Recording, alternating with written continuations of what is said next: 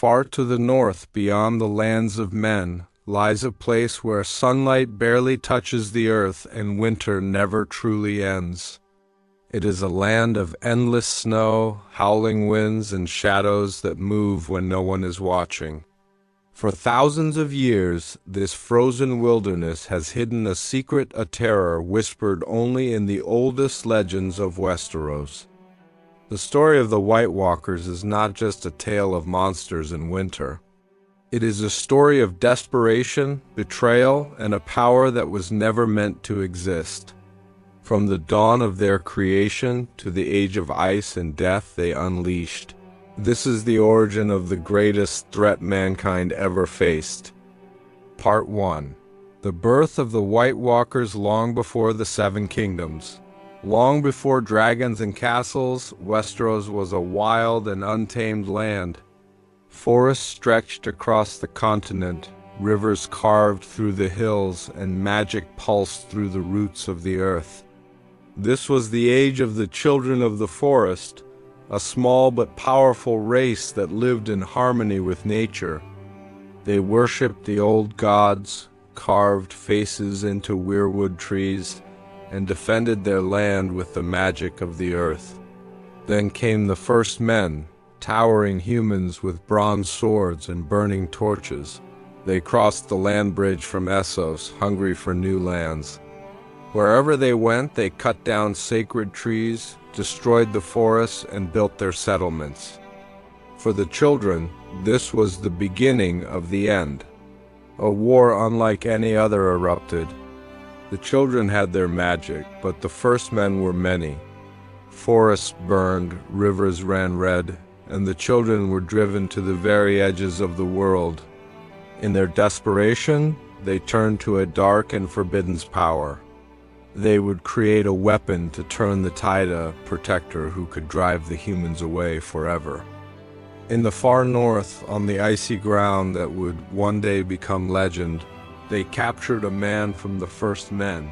They bound him to a weirwood tree, his eyes wide with terror. A dagger of dragonglass, a stone of death to their enemies, was pressed into his heart. The man screamed, but no mercy came.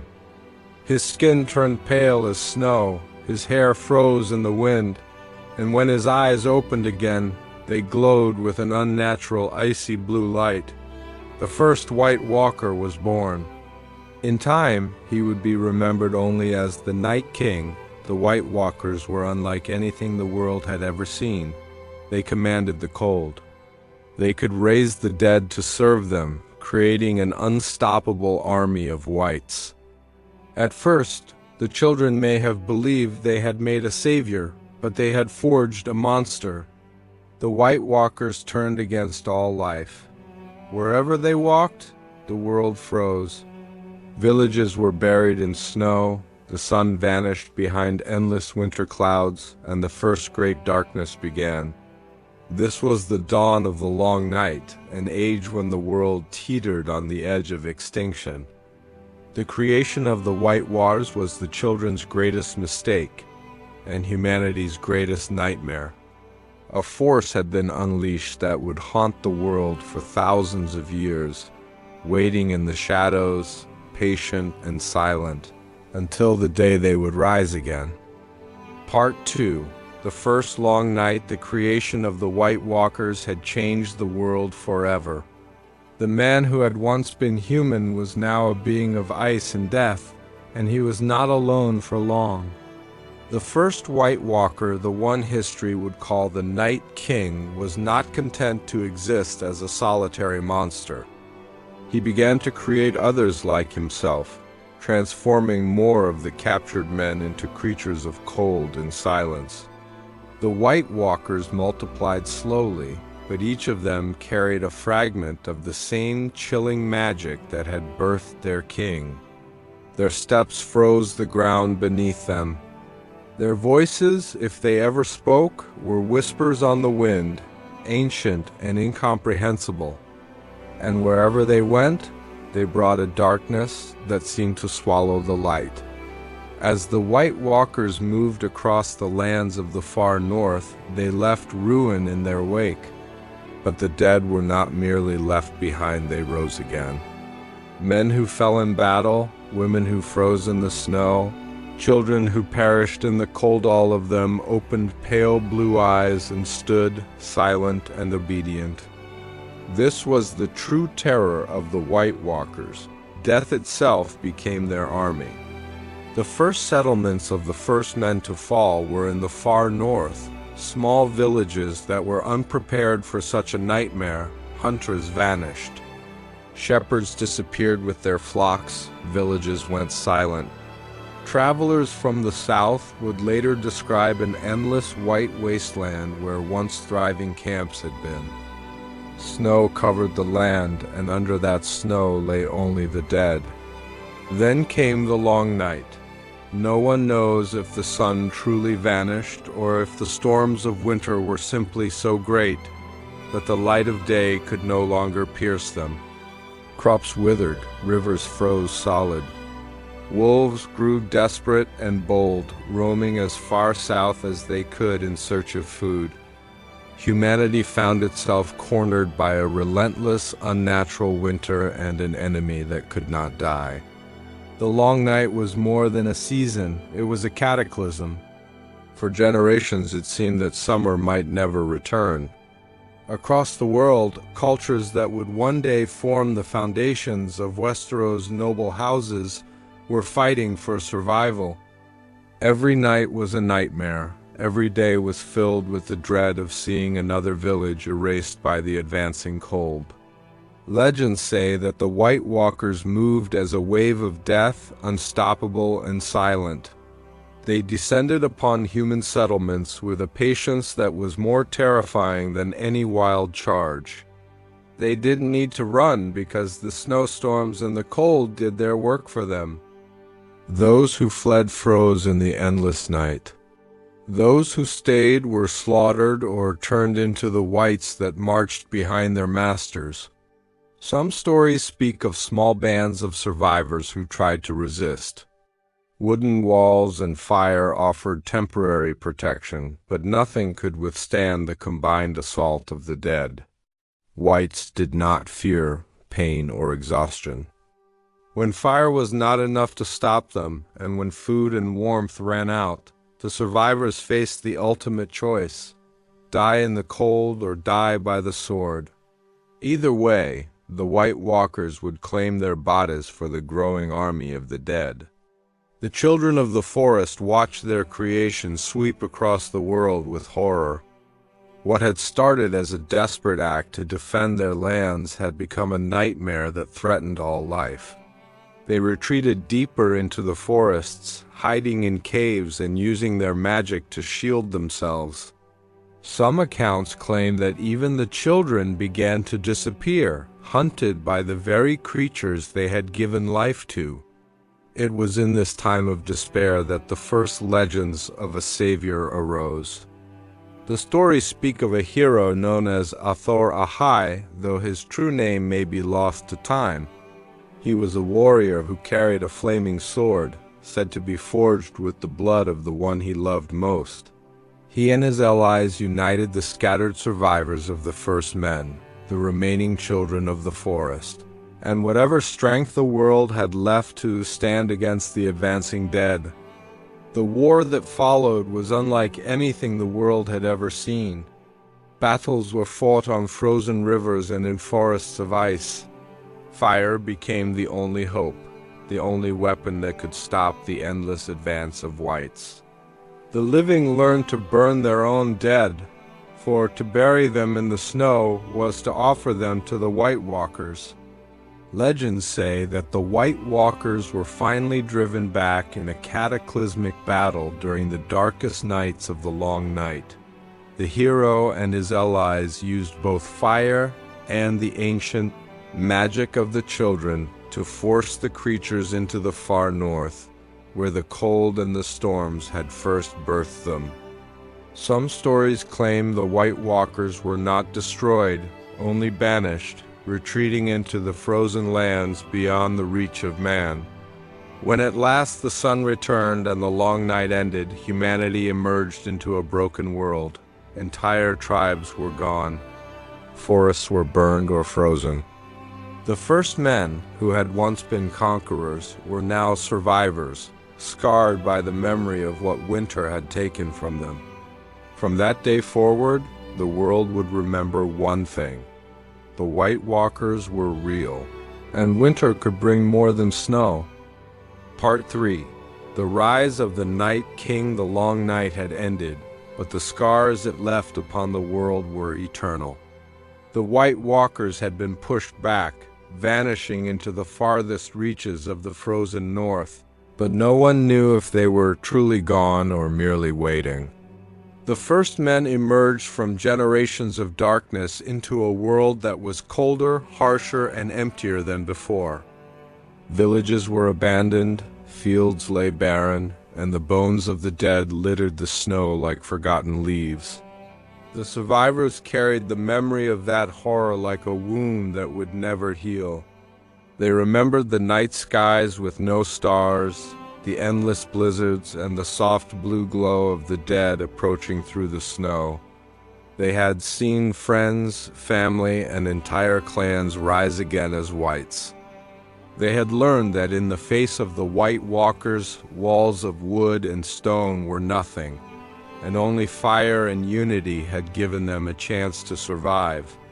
The leaders of the first men gathered to discuss what could be done to prevent the nightmare from ever returning.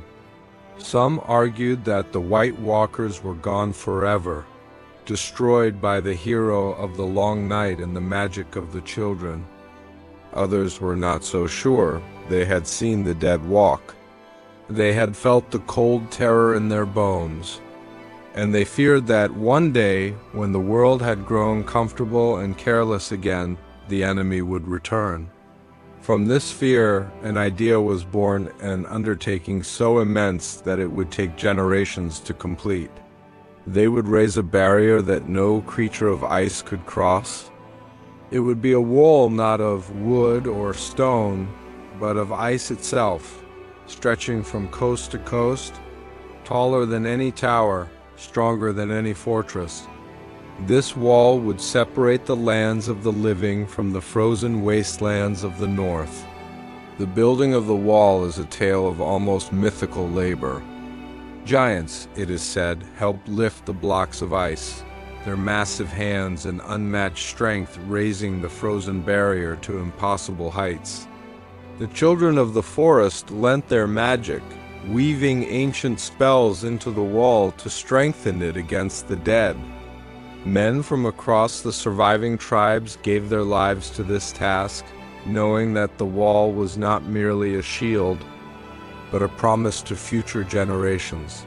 Never again would the dead come south. For years the work continued.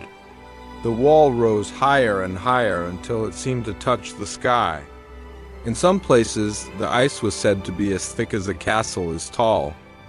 When the final section was placed, stretching from the Bay of Seals in the east to the Shadow Tower in the west, the wall became the greatest structure the world had ever seen. It was both a monument to human perseverance and a warning to whatever still lingered beyond the frozen horizon. But a wall, no matter how high, is only as strong as the men who guard it. The first men knew that the White Walkers were patient. They could wait centuries for the right moment to return. To defend the wall, a new order was created, a brotherhood sworn to leave behind their lands, titles, and families. They would wear no crowns and seek no glory. They would live and die in the cold, watching the north for signs of the enemy. This was the birth of the Night's Watch. The first of these men were not kings or lords, but survivors, hardened warriors who had faced the long night and lived. They took solemn vows to protect the realms of men, to hold the wall against all threats, and to forsake the comforts of the life they once knew. I am the sword in the darkness. I am the watcher on the walls. These words, spoken for the first time in the freezing winds of the far north, would echo for thousands of years.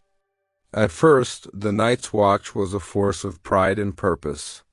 The brothers of the Watch trained relentlessly, patrolled the wild lands beyond the wall, and maintained the mighty fortifications that kept the dead at bay. They built great castles along the wall, Castle Black, the Shadow Tower, and Eastwatch by the sea among them, each a beacon of vigilance in the frozen wilderness. Legends say that in the early years of the Watch, they often saw strange lights in the far north, like distant fires in the snow. They heard the cries of creatures that were not wolves, and in the dead of night some men swore they saw blue eyes watching them from the tree line. Whether the White Walkers were truly gone or only waiting, the fear they inspired never left the hearts of the Night's Watch. The wall became more than a barrier. It became the edge of the world. South of it, life slowly returned to normal. Seasons changed, kingdoms rose from the ashes of the long night, and men began to forget the horrors that had nearly ended them. But for the brothers of the Night's Watch, the memory never faded. They knew that winter would always come, and with it, the possibility that the ancient enemy would rise again. The White Walkers had been pushed back, and the wall stood as mankind's greatest defense. But history has a way of repeating itself, and the farther the memory of the long night faded in the minds of men, the closer the threat of a second dawn of ice and death crept from the shadows of the far north. Part 4: The Battle for Survival in the North Generations Past. The wall stood tall, a frozen monument stretching from sea to sea, and the men of the Night's Watch kept their eternal vigil. But the world beyond the wall changed, and with it the memory of the long night began to fade. At first, the stories of the White Walkers were told around every fire. Parents warned their children that the icy dead could come for them if they wandered too far into the snow. Old men recounted tales of blue-eyed monsters and armies of whites marching under a sky without sun. But as the decades turned to centuries, these stories became just that, stories. The long night became a legend, and the White Walkers became phantoms of the imagination. South of the wall, kingdoms grew and flourished. Fields were planted again, villages turned into towns, and towns became cities. Kings rose and fell, waging wars against one another, more concerned with crowns and castles than with the cold. To the lords and ladies of the South, the Night's Watch became a distant curiosity, a group of black-cloaked men guarding a wall that seemed to serve no purpose anymore. But the North remembered. In the shadow of the wall, in the frozen wilderness of the North, the people known as the Free Folk or Wildlings still roamed. They whispered that the lands beyond the wall were not empty. They told stories of shapes moving in the snow, of footsteps that left no warmth behind, of entire villages that vanished without a trace. The Night's Watch, though diminished from its glory days, never completely dismissed these rumors. For among the brothers, the old fears never truly died. And in those long winters, when the winds howled like wolves and the snow piled higher than a man's head, some swore they could feel the eyes of the dead watching from the tree line. It was in this time of waning vigilance that one of the most chilling legends of the North was born, the story of the Night King. He was said to be the 13th Lord Commander of the Night's Watch, a man known for his courage and strength. His name is lost to time, but the tales agree on one thing. He was a man whose heart grew cold long before winter touched him. During a ranging deep into the lands beyond the wall, he is said to have seen her, a woman unlike any other. Her skin was pale as the moon, her hair as white as frost, and her eyes shone with the same cold blue fire as the White Walkers of legend. The Lord Commander was bewitched. Some say it was love, others claim it was sorcery. He brought her back to the Nightfort, the largest and oldest of the wall's castles, and there he declared her his queen. Under her influence, he turned against his vows. He and his queen ruled the Nightford in darkness, performing sacrifices to the powers of the cold. For 13 years, the Night King's reign of terror cast a shadow over the north. The Brothers of the Watch, once sworn to protect the realms of men, were twisted into instruments of fear. The wildlings whispered that he offered the bodies of men, women, and even children to his icy queen, creating new creatures of the cold. It was as if the White Walkers had found a champion among men, and through him, they reached out from the frozen wilderness to reclaim what they had lost. The Starks of Winterfell and the Free Folk united to end his reign. Together they laid siege to the Nightford, battling the corrupted Brothers of the Watch in a war fought under an endless night sky. The legends say that when the Night King fell, his name was erased from all records, a curse lifted only when fire and steel purged his dark influence. Yet the stories did not end there. Even after his death, the Night King became a ghost in northern folklore, reminder that the wall was not only a shield against the dead, but also a warning of the darkness that could grow in the hearts of men. For while the White Walkers were the terror beyond the wall, the Night King was the proof that their power could touch even those sworn to oppose them. After his fall, the Night's Watch renewed its vows with grim determination, but its strength was never the same. Fewer men joined, and many who did were criminals and exiles sent to the wall as punishment rather than honor. The great castles along the wall, once bustling with soldiers, slowly emptied.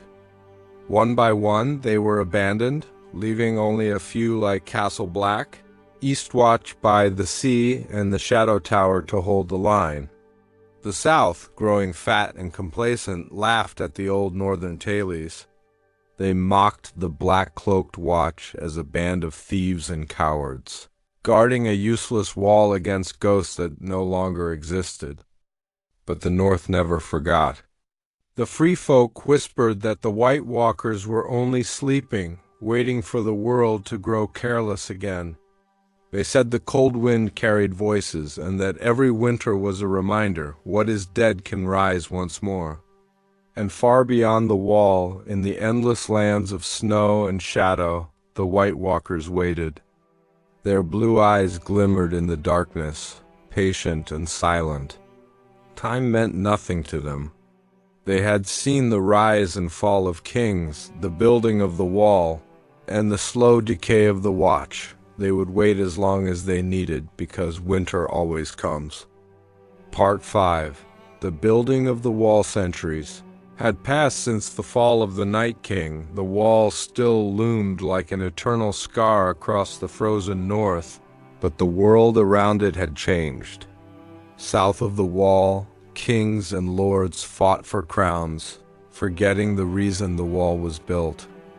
North of it, in the endless wilderness of ice and forest, the free folk whom the Southerners called wildlings grew in number and strength. The free folk lived by no king's law. They roamed the tundra, the frozen rivers, and the great pine forests, surviving as their ancestors had, hunting, gathering, and following the migration of the herds. They were a free people in name and in heart, but the North was merciless. Winters could last for years, and the land beyond the wall offered little kindness. Tribes fought each other over food, firewood, and shelter. To live in the shadow of the wall was to live on the edge of life itself. The free folk passed down the old stories, whispered in tents during the long nights. They remembered the long night, the White Walkers, and the cursed tale of the Night King. While Southerners laughed at ghost stories, the free folk knew better.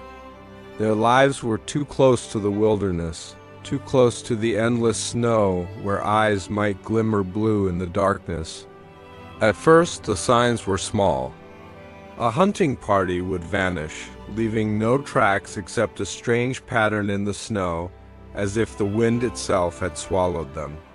A village would be found abandoned, its fires cold, its doors swinging in the wind.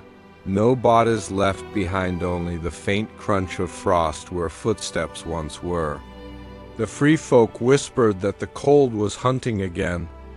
The Night's Watch, now a shadow of its former self, heard these rumors. Rangers reported strange disappearances. One patrol never returned. Another stumbled back half dead, claiming they had seen figures in the trees, tall, pale, and silent, with eyes like shards of blue ice. The South dismissed the reports as superstition, but among the Brothers of the Watch, the fear was real. Winter grew harsher. Snow fell thicker and lingered longer. Frozen wings cut like knives through fur and leather. The free folk said that the dead winds had returned whines that carried whispers through the trees, the language of those who had no breath but still walked the earth. Then came the first undeniable sign, the rise of the dead. It began with the free folk who were closest to the threat. A small clan had been attacked by a rival tribe, and the dead were left unburied in the snow. When night fell, the corpses rose. Not as the people they once were, but as whites, their flesh blue and black with frost, their eyes burning with an unnatural light. The attackers fled, but word spread fast. The White Walkers had returned, and they were building their army the way they always had through the bodies of the dead. Panic rippled through the free folk. Tribes that had been enemies for generations now huddled together for survival. Fires burned all night in their camps, for they remembered the old rule, the dead fear the fire. But fire was not always enough. Entire settlements vanished overnight, leaving only bones and the smell of cold ash. The Night's Watch saw the first whites soon after. A small party of rangers was tracking free folk movements when they discovered the remains of a slaughter. Dozens of corpses lay frozen in the snow, their faces twisted in silent screams. The rangers buried the dead and returned to Castle Black. Days later, those same rangers were awakened by screams. The dead men from the snow had risen within the wall itself. The old nightmare was alive again. But the South remained deaf to the truth. Word of the dead was dismissed as wildling exaggeration. To the lords and kings far from the wall, the Night's Watch were little more than beggars in black, and the free folk nothing more than raiders and thieves. While the South schemed over crowns, the true enemy gathered strength in the frozen dark. The free folk soon faced the first great migrations in living memory. Entire clans abandoned their ancestral lands, fleeing south toward the wall. Men, women, and children trudged through the snow, half-starved, carrying what little they could. Behind them, fires burned in the distance, villages set alight to deny the dead more soldiers. Among the free folk, a name began to spread. The others are awake. The others, what the first men had once called the White Walkers, were moving again. Sightings became more frequent. Hunters whispered of shapes gliding silently between the trees, leaving no footprints behind. Survivors told of shadows at the edge of their fires, of sudden blizzards that swallowed entire groups whole, and of hearing the faint, mournful horns of some distant army carried on the wind. The Night's Watch, outnumbered and undermanned, could do little but watch the storm gather. The wall still stood, but the castles along its length were almost empty. Where once thousands of men had stood ready to defend the realms of men, now only a few hundred remained. And the White Walkers, patient as ever, were not yet ready to strike. Instead, they waited, letting fear do their work. The free folk were driven south in desperation, clashing with the Watch and the northern lords who still saw them as enemies. They did not yet understand. The wildlings were not invaders. They were fleeing the end of the world. Far beyond the wall, the White Walkers advanced slowly, silently, gathering their strength. They moved with the winter storms as if the blizzards themselves obeyed their will. Every fallen man, woman, or child became part of their growing army. Their return was not sudden but inevitable, like the creeping frost that spreads across glass on the coldest night. The world had forgotten them, but they had not forgotten the world. And soon the living would remember why the wall was built. Part 6. The silent centuries. The wind howled across the endless white plains beyond the wall, carrying with it a cold that felt older than the world itself. Snowflakes twisted in the air like tiny shards of glass, cutting against the skin of the few living souls who dared to cross those lands. Beyond the reach of the wall's shadow, winter had truly awakened, and with it so had death. The free folk had been fleeing for months. Families abandoned their hunting grounds, their camps, and the graves of their ancestors. Driving their sleds and children south, the land beyond the wall had become a haunted wasteland. No laughter rose from the wildling camps. No hunters returned with meat. The sky seemed to darken earlier with each passing day, and every gust of wind felt like the breath of something watching. It was in this growing terror that the first great clash with the dead occurred. A tribe known as the Fens, warriors famed for their discipline and strength, had been traveling southward with a large host of other free folk. They had hundreds of men, women, and children moving in a slow, desperate column across the frozen rivers. The air was filled with the sound of sleds scraping ice, reindeer snorting, and the faint cries of hungry children. They never saw the first whites. The attack came under the pale light of a half-moon. The forest around them was silent, almost too silent. Then a single horn sounded, a long note that froze blood in the veins.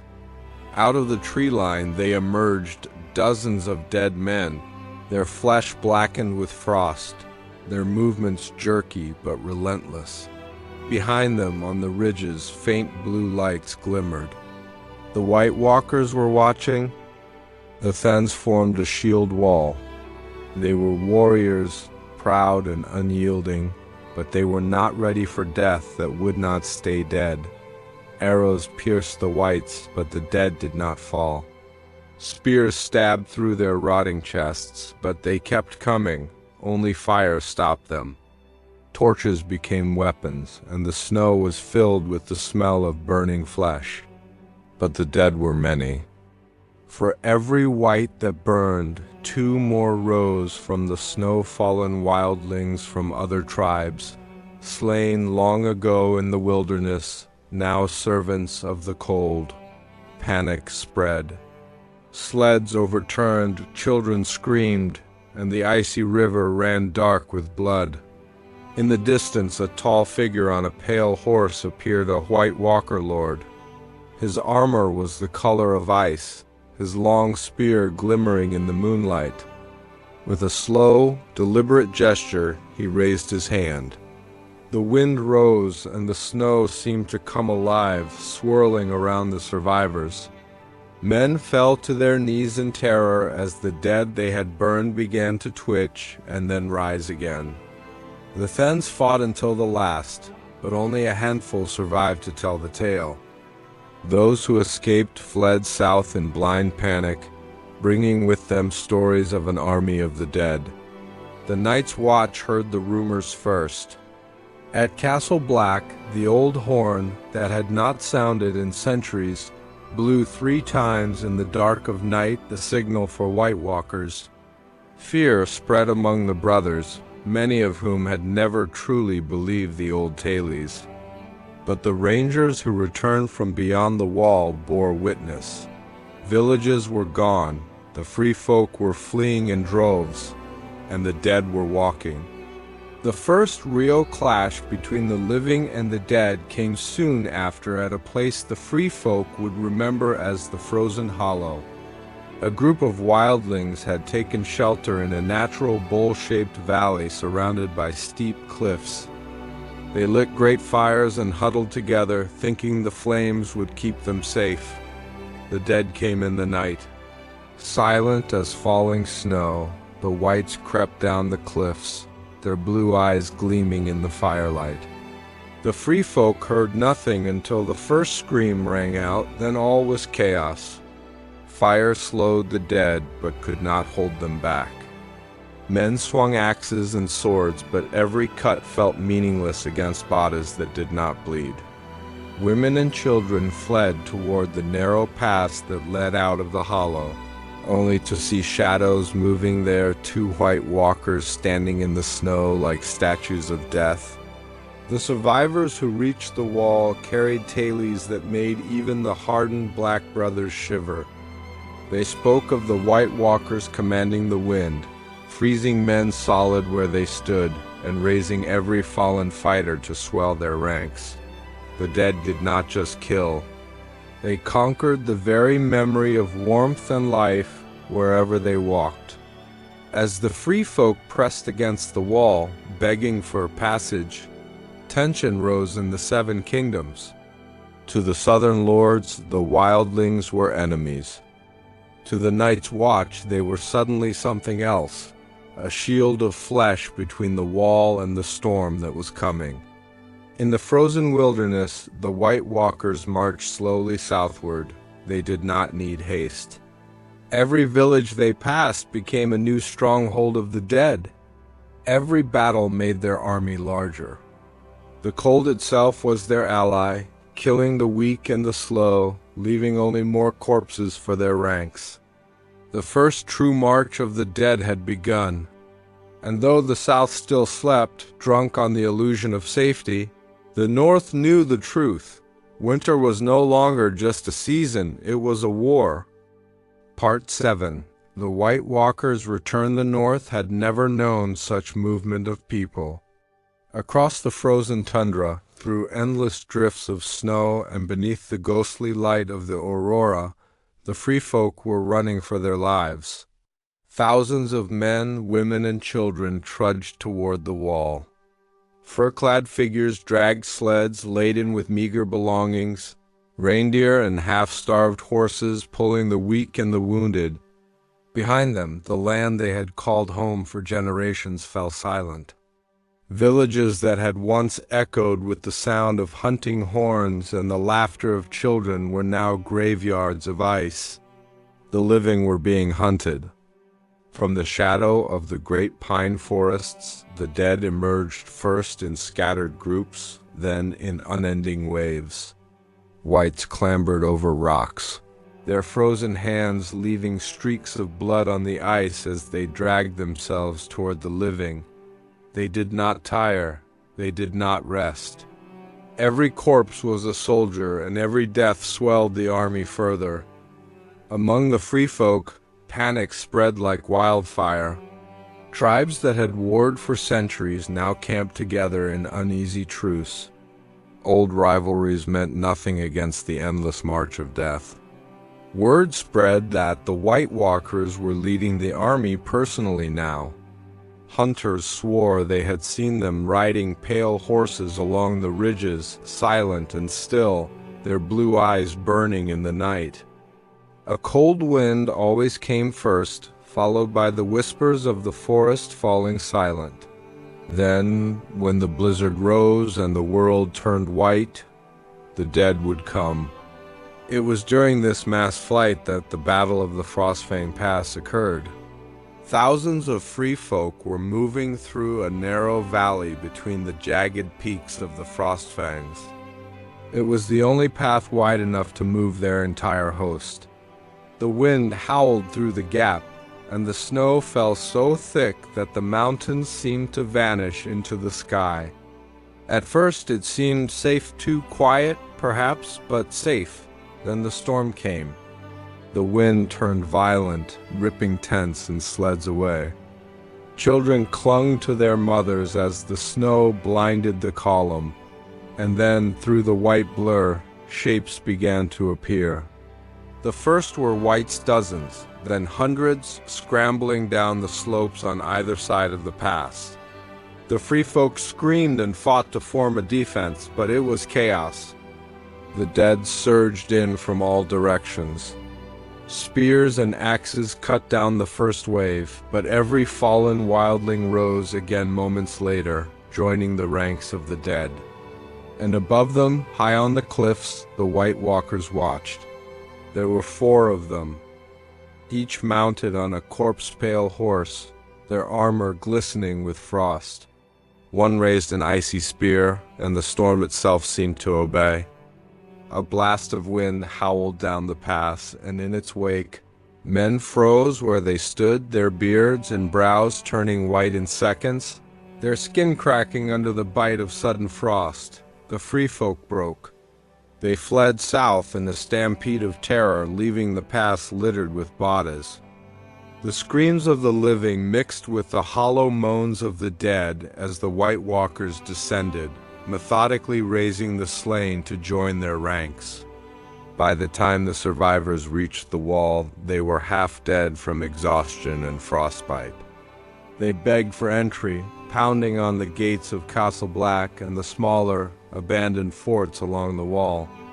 The Night's Watch, their numbers barely a shadow of their ancient strength, faced a choice: open the gates to their former enemies or leave them to die and swell the army of the dead. Lord Commander Jeor Mormont made the choice. The gates creaked open and the free folk poured through in a desperate flood. Some black brothers muttered in anger, but they could see the fear in the wildlings' eyes. These were not raiders anymore. They were refugees from a nightmare the South refused to believe in. The wall became a camp of chaos. Tents and makeshift fires dotted the base of the wall. Children cried in the cold. The smell of smoke, sweat, and fear filled the air. The Night's Watch tried to restore order, but the truth was clear. They were hugely outnumbered, undersupplied, and staring down the greatest threat in living memory. Scouts were sent north to track the movements of the dead. Only one returned. His face was pale, and his hands trembled as he spoke. He told of an army that stretched across the horizon, a tide of blue-eyed corpses marching in perfect silence, their footsteps swallowed by the snow. At their head rode the White Walkers, and with them the air itself grew colder. Then he said the words that chilled every heart at Castle Black: "They are coming, and the wall will not stop them." The free folk huddled in terror. The Black Brothers tightened their watch. And in the forests beyond the wall, torches flared and went out, one by one, as the dead drew closer. The Night's Watch had held the wall for 8,000 years, but never had it felt so fragile. The long night was awakening again, and this time the world might not survive it. Part 8. The Siege of the Wall. The wind across the top of the wall was a constant scream. Snow whipped in spirals, stinging the eyes of the Black Brothers standing watch on the 700-foot-high ramparts. They peered northward, where the world vanished into a wall of white. It had been days since the first reports that the army of the dead was on the march. The air itself felt heavier, colder, as though the wall sensed the danger it had been built to hold back. The Night's Watch had never been weaker. Once, thousands of men had guarded the wall. Now, fewer than 600 remained, many of them raw recruits and petty criminals sent to the wall as punishment. The brothers moved with grim purpose, reinforcing gates, sharpening weapons, and lighting torches along the top. Below, chaos reigned. The base of the wall had become a massive camp of wildlings, tens of thousands of free folk huddled around smoky fires, their ragged tents flapping in the wind. Babies cried in the cold. Wolves howled in the distance. They were not used to walls or to being penned in like cattle, but terror kept them close. Then the horns blew, one blast. Rangers returning, two blasts, wildlings approaching. Three blasts. The horn had not blown 3 times in living memory. But now, from the top of the wall, a single long note echoed through the frozen night, followed by 2 more. 3 blasts for White Walkers. The camp below erupted in screams. Men leapt to their feet, women clutched children to their chests, and every torch and lantern flared as people scrambled to see the nightmare coming. At first, there was only the storm. Snow and wind howled through the trees beyond the wall. Then faint shapes emerged from the blizzard. The army of the dead had arrived. It was endless. Row upon row of corpses, their movements jerky but relentless, spilled from the tree line.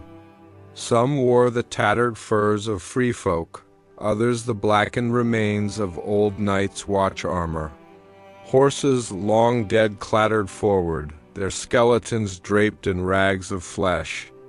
The ground itself seemed to shudder under the march of tens of thousands of whites. Then the White Walkers appeared. They rode pale horses, their armor shimmering with frost, their eyes glowing blue like frozen stars.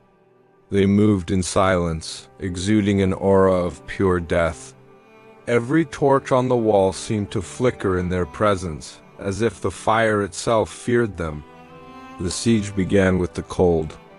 A wave of icy wind swept through the camp of the free folk. Tents collapsed, fires hissed and died, and men froze where they stood, frost creeping across their skin. Panic consumed the camp. Some tried to flee south, pounding on the wall's gates for entry, while others ran into the blizzard, only to be swallowed by the dead. From atop the wall, the Black Brothers rained down arrows and torches, lighting the night with fire. Flaming pitch splashed against the whites, setting dozens alight, but it was like trying to hold back the tide with a handful of pebbles. For every white that fell, 10 more appeared from the storm. Then came the assault on the gates. The outer gate at Castle Black shook as the weight of the dead pressed against it. Whites clawed at the wood, their fingers snapping off in the effort, leaving bloody, frozen smears. The brothers below fought with spears and swords, stabbing through gaps to keep the dead from breaking through. For a time, they held. Then a White Walker approached the gate. He was taller than a man, with long white hair that flowed like a banner in the wind. In his hands was a spear of ice. He touched the wooden gate with its tip, and frost spread like wildfire, turning the thick oak brittle as glass. With a single swing of his spear, the gate shattered.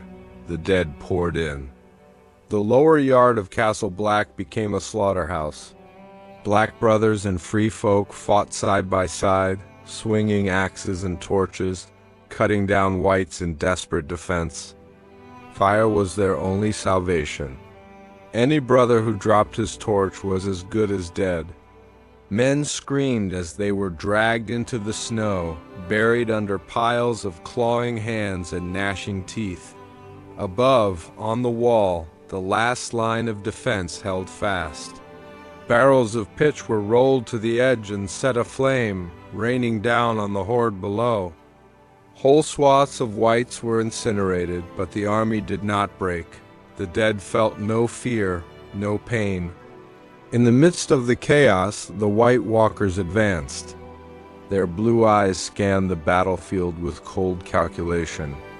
Wherever they walked, the snow froze harder, the wind howled louder, and the dead fought with renewed ferocity. One lifted his hand, and a dozen fallen brothers twitched, then rose, their own brothers now turned against them. It was the first fall of the Night's Watch in living memory. As dawn approached, the survivors of the first night's battle huddled behind the inner gates. Castle Black's lower yard was a ruin of blood and frost. The outer courtyard was filled with wights, standing silent, waiting for the next command. And on the horizon, the army of the dead only grew larger. Every man, woman, and child who had fallen now stood among the ranks of the enemy, their eyes blue with cold fire. The wall still stood, but its protectors were broken. For the first time in 8,000 years, the Night's Watch knew what it meant to fear the Long Night. Part 9. The Long Night and the final war between life and death. The world had grown quiet. Cities and castles far to the south of the wall went about their days in ignorance. Merchants argued over silver, lords feasted in their halls, and bards sang of old wars and fleeting loves. But in the north, under the shadow of the wall, the world of men was already ending.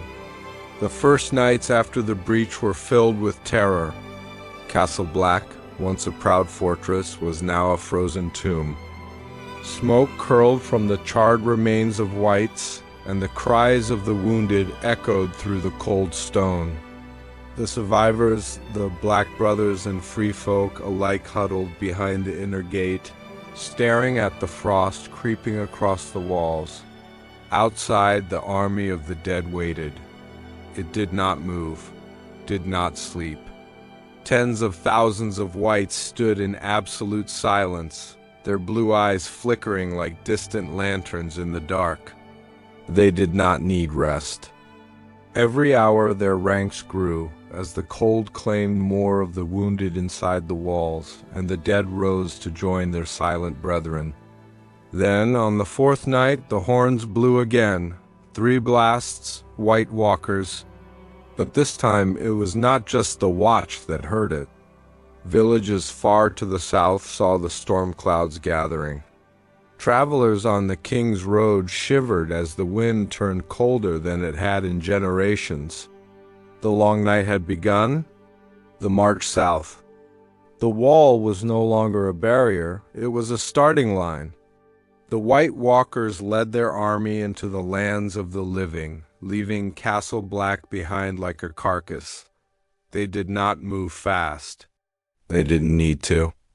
The cold moved with them, spreading frost and death to every village and outpost they passed. The first to fall were the northern villages closest to the wall. Crofters and farmers woke to the sound of wind, opened their doors, and saw the storm rolling in. By the time they realized it was death itself, it was too late. Doors splintered under frozen fists. Families fled into the night, only to be swallowed by the blizzard. By dawn, the villages were silent, and the dead walked again in the shape of their former neighbors. The free folk who had survived the siege tried to flee south, moving in ragged columns along the snowy roads.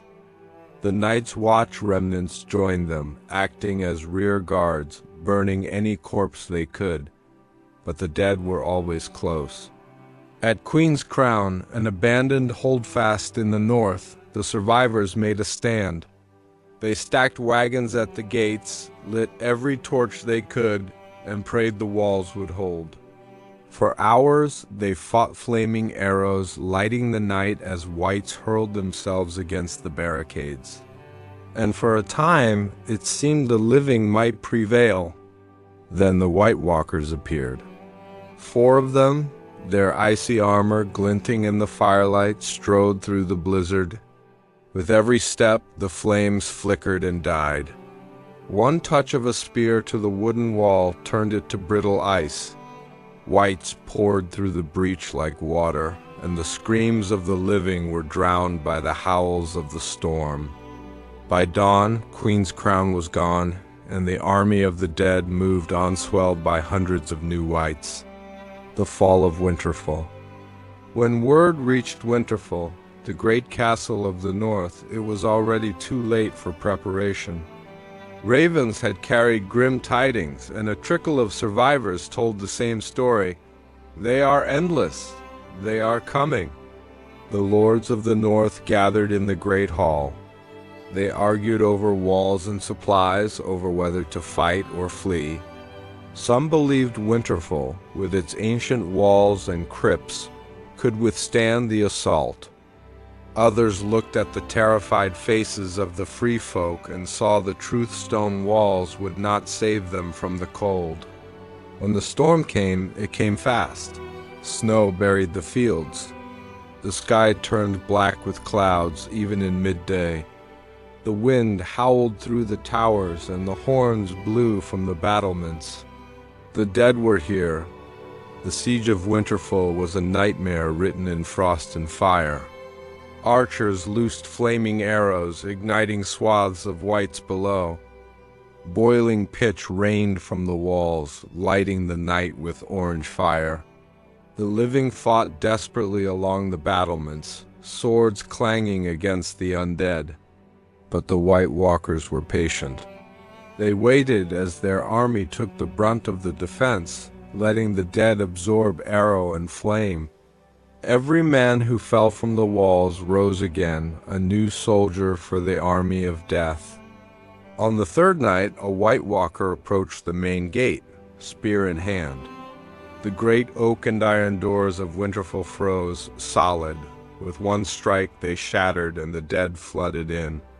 The battle in the yard was chaos. Horses screamed. Torches flared and fell into the snow. Mothers clutched their children as the living were driven back toward the great hall. The crypts below Winterfell, where the lords of the north had slept for centuries, were said to be a refuge, but even the dead of Winterfell were not safe. When the cold reached the crypts, the stone lids of the sarcophagi frosted over.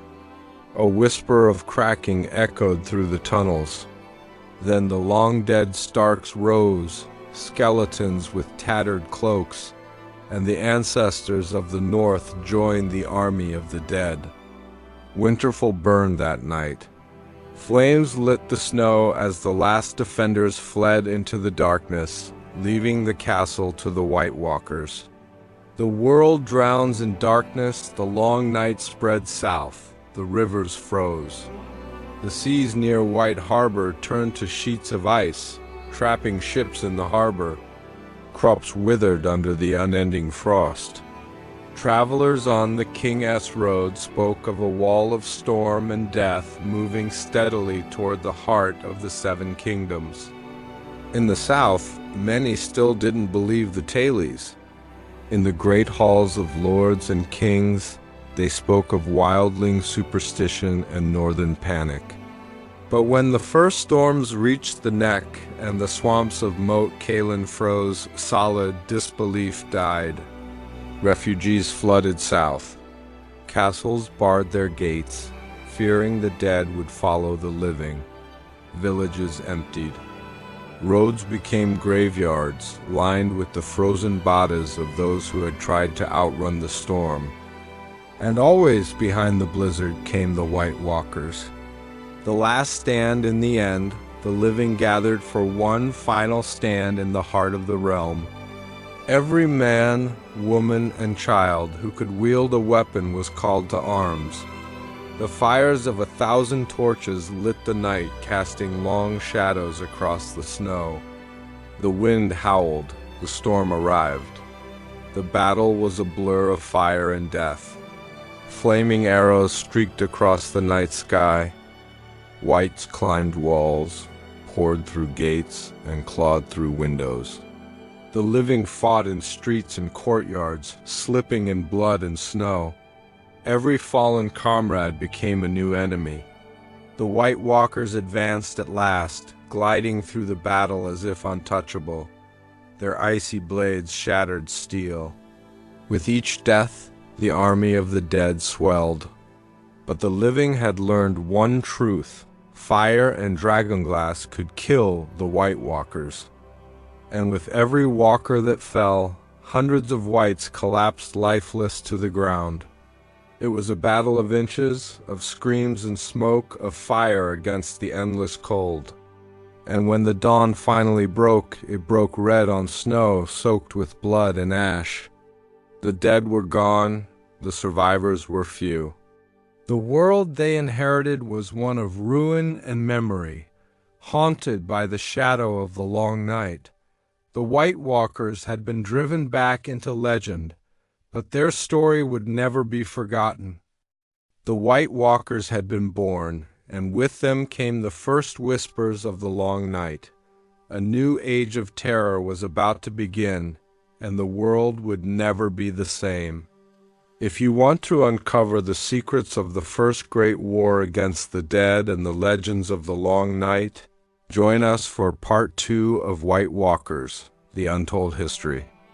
And if you want to keep exploring the dark, hidden history of Westeros, subscribe to the channel because the next chapter of this story will chill you to the bone.